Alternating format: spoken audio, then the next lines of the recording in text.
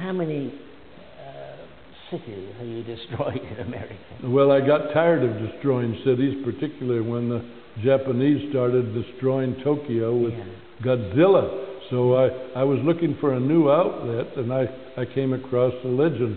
You could have, my first drawing was a skeleton on the staircase, a spiral staircase that doesn't go anywhere. Yeah. It's a ruined house, a ruined castle. And that was the first drawing I made. And then I started building on that, the whole concept of the Seven Voyages of Sinbad.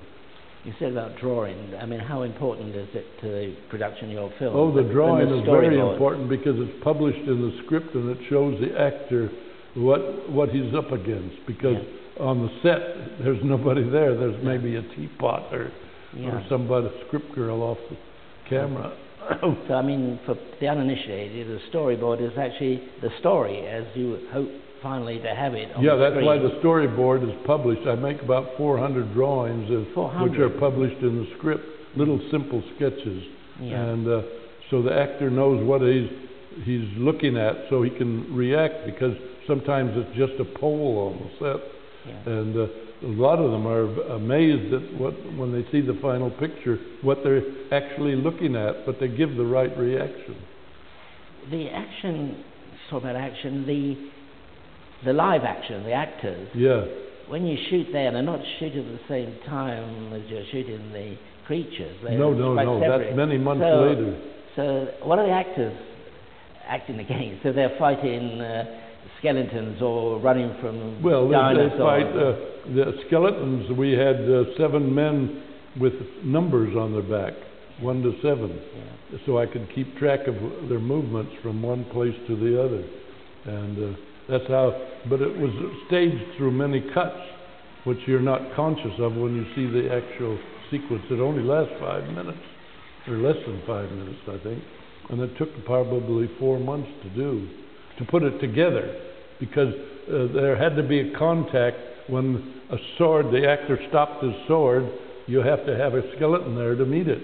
So I had to count every frame and be sure that a skeleton arrived at the right time with his sword, so it gives the illusion that the actor is actually fighting the skeleton.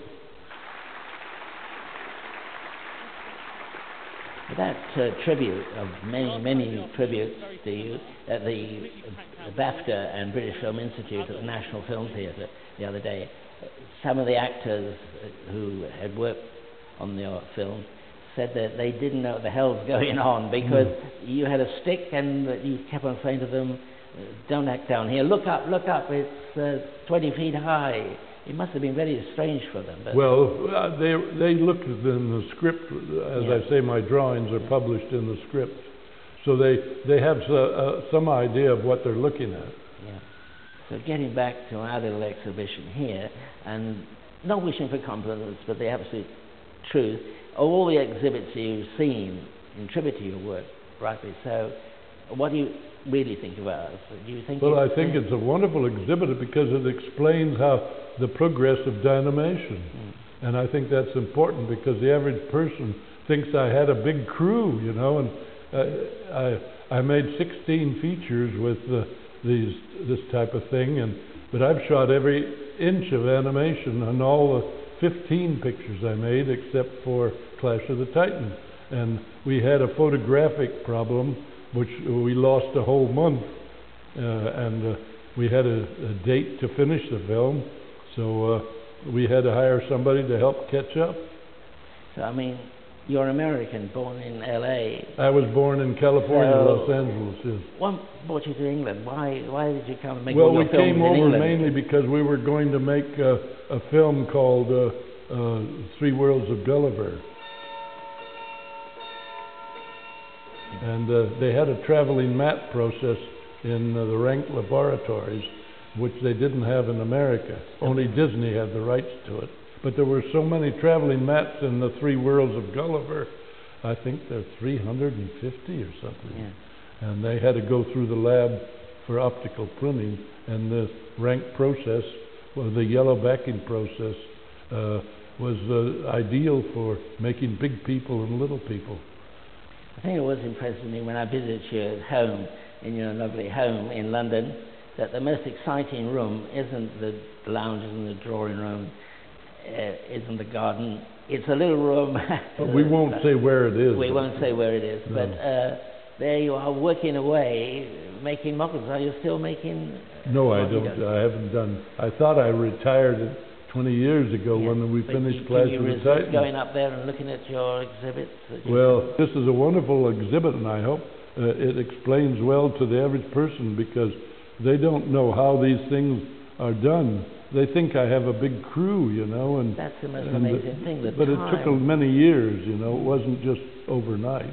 And you know, it's not only it's the thinking of the concept, what's going to happen in the film, making the model. You actually make the models. Yes, I did. I made them. And they're inside. They've got armatures. They're like a human being inside. They've got a skeleton. They have every joint that a live person would have. Yeah, that's why I know what I can do with them. That's why I make them myself. And then you would stand there for hours and hours, adjusting the thing. It would drive most people mad, but it was it's not everybody's cup of tea. You have to have patience, and I learned patience in the early days 2 ways.